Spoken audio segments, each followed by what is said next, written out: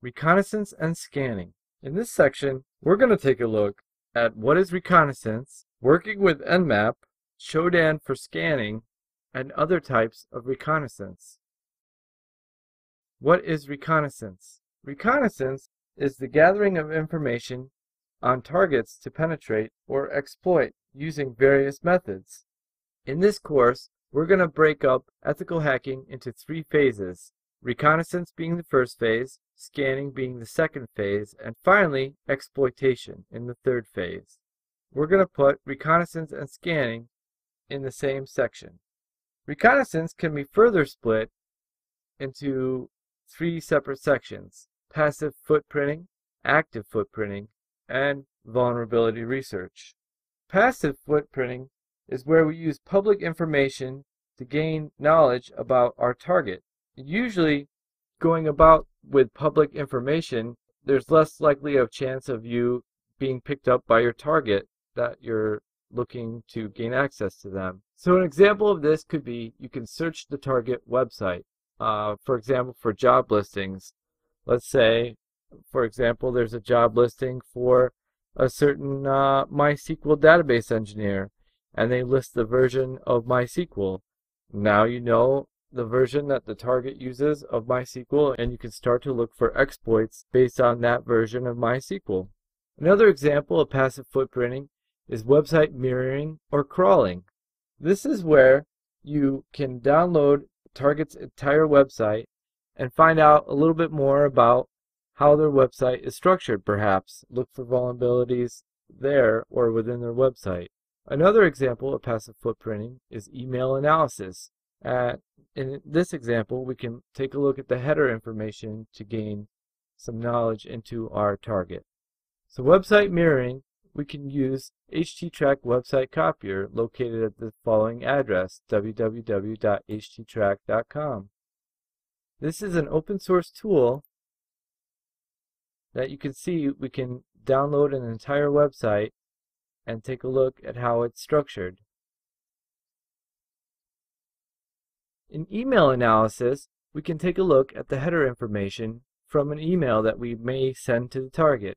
In this example, I have sent an email to Google, and we can see in this example various IP addresses. We can see an MX record here, and we can see some DNS information here. Here's an SMTP server here. It helps us gain information about topology, perhaps. Active footprinting is where we take some more steps where we can actually get caught, and we actually put a little more effort into pinging the target system. So examples of active footprinting are social engineering and human interaction.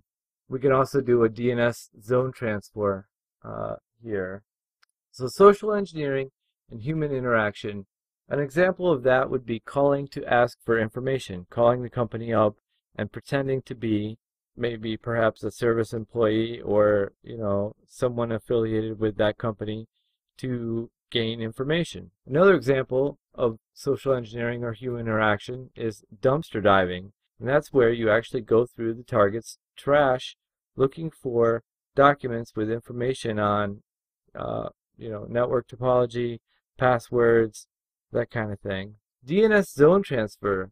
So DNS stands for domain name server, and the domain name server on a network contains some valuable information, contains records, and these records translate the names to IP addresses. This is handy information because it gives us a layout of the network's topology, and we can see a little bit of how things are structured. And lastly, we'll go into vulnerability research. Vulnerability research is very important, and this is where we actually look up the flaws that are within these systems that we can then attempt to penetrate. One great source is the National Vulnerability Database located at nvd.nist.gov. Here we can search for specific products that have known vulnerabilities. Another resource we can use for vulnerability research is CVE, located at the website www.cvedetails.com.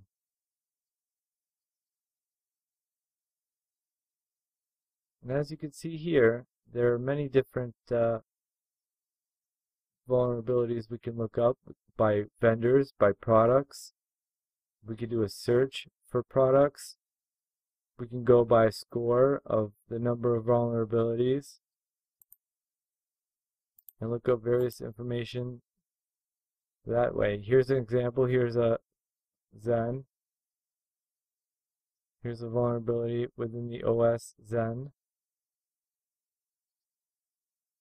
So we can look up these vulnerabilities and attempt to find exploits to break in.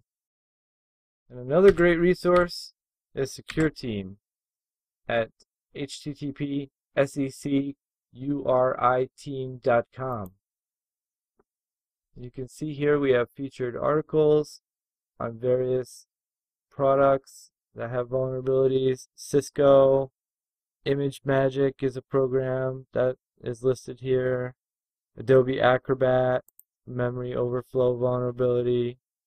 There we go, lists what systems are vulnerable.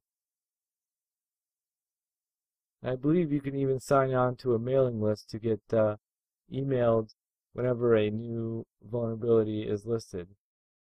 In our next video, we're going to be working with Nmap.